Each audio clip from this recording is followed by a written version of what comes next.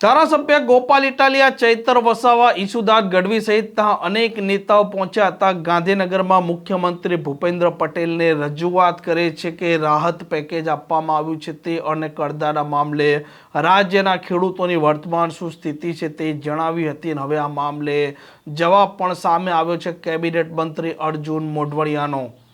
વૈષ્ણવજન તો તેને કહીએ જે પીડ પરાઈ જાનાને રે.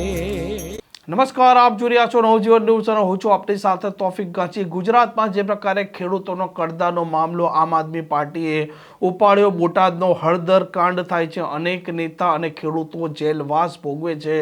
ખેડૂતોની મહાપંચાયત આમ આદમી પાર્ટીના નેતાઓ અલગ અલગ જગ્યા પર યોજી રહ્યા છે અને ધારાસભ્ય ગોપાલ ઇટાલિયા, ચૈતર વસાવા, આમ આદમી પાર્ટીના પ્રદેશ પ્રમુખ સહિત અનેક નેતાઓ પહોંચ્યા હતા ગાંધીનગર અને તેમણે મુખ્યમંત્રી ભૂપેન્દ્ર પટેલને જે પ્રકારે ખેડૂતો સાથે કડદો થઈ રહ્યો છે, આ ખેડૂતોને માવઠામાં નુકસાન થયું છે અને સરકારે રાહત પેકેજની જાહેરાત કરી હતી. રાહત પેકેજને લઈને પણ તેમણે મુખ્યમંત્રીને રજૂઆત કરી હતી અને હવે આ મામલે કેબિનેટ મંત્રી અર્જુન મોઢવાડિયાનું આ રાહત પેકેજ સહિતના મુદ્દે નિવેદન સામે આવ્યું છે.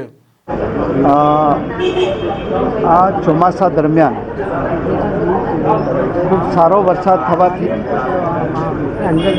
ખેડૂતોને બમ્પર પાક થયો હતો, પરંતુ છેલ્લે જે કમોસમી વરસાદ થયો એને કારણે ખેડૂતોને નુકસાનીનો ભોગ બનવું પડ્યો.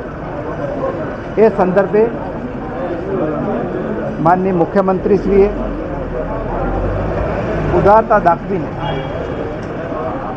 આ જે વાવ, થરાદ અને જુનાગઢ સહિતના જે ખેડૂતોને અગાઉ નુકસાન થયું હતું એ અને આ સામાન્ય જે નુકસાન થયું એ નુકસાનને સાથે ગણીને એક ખૂબ ઉદાર પેકેજ જાહેર કરવામાં આવ્યું હતું, જે માત્ર ગુજરાતમાં જ નહીં પરંતુ સમગ્ર દેશમાં આ પ્રકારનું પેકેજ ક્યારેય જાહેર કરવામાં આવ્યું હતું.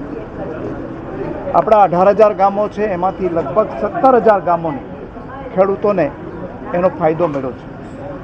જે પ્રકારે આ નુકસાન હતું એમાં અત્યાર સુધીના ધોરણો છે એ આપણે 11,000 પ્રતિ હેક્ટરના ધોરણો રાખેલા હતા, એ વધારીને આ વખતે બમણું રાહત આપવાનું નક્કી કરવામાં આવ્યું.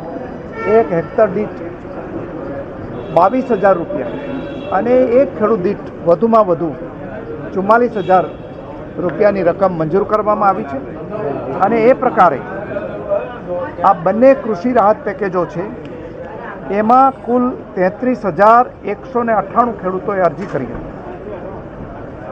એ પૈકી અત્યાર સુધીમાં 27,99,446 ખેડૂતોની રાહત પેકેજ ચૂકવવા માટેની અરજીઓ મંજૂર કરવામાં આવી છે. અને એમાં છેલ્લા 10 દિવસની અંદર જ 22,91,223 ખેડૂતોને ધોરણો મુજબ 6,805 કરોડ રૂપિયાની એની સહાય એના ખાતામાં જમા કરવામાં આવી છે. અને બાકીની જે રાહત પેકેજ ચૂકવવાનું છે એ પણ થોડા દિવસોની અંદર આપણે એનું ચૂકવણું કરી દઈશું. એ ઉપરાંત આ વખતે આપણા રાજ્યમાં સૌથી વધારેમાં વધારે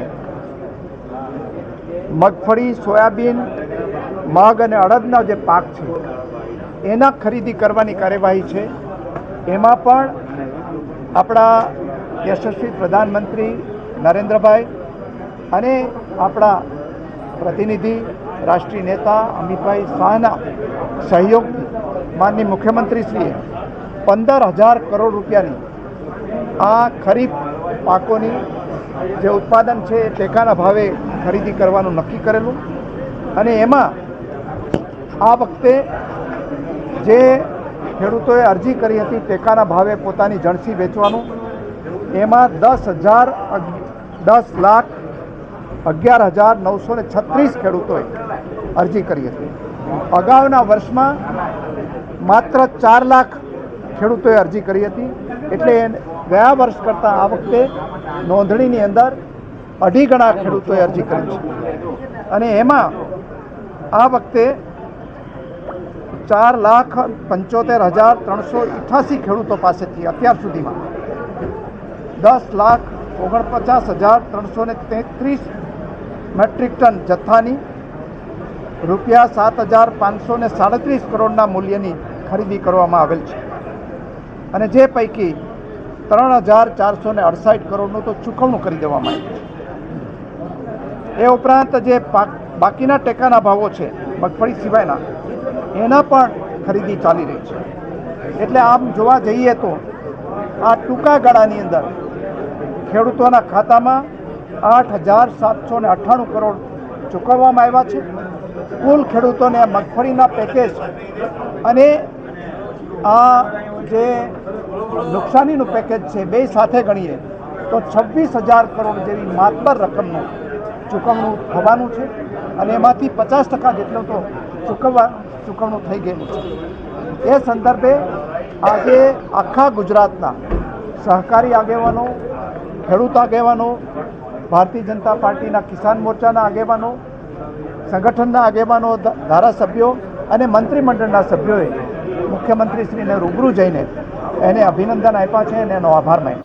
આમ ચૈતર વસાવા, ગોપાલ ઇટાલિયા સહિતના અનેક નેતાઓએ ખેડૂતોનો જે મામલો છે તે મામલે તેમણે ગાંધીનગર સુધી રજૂઆત કરી હતી અને કેબિનેટ મંત્રીએ પણ સરકારે જે રાહત પેકેજ જાહેર કર્યું છે તે ખેડૂતોના હિતમાં છે તેવું નિવેદન આપ્યું હતું. ક્યાંક ને ક્યાંક જે પ્રકારે આ નેતાઓએ રજૂઆત કરી હતી તેનો જવાબ જ આ મંત્રીએ આપ્યો છે તેવી હાલ ચર્ચા સ્પષ્ટ દેખાઈ રહી છે.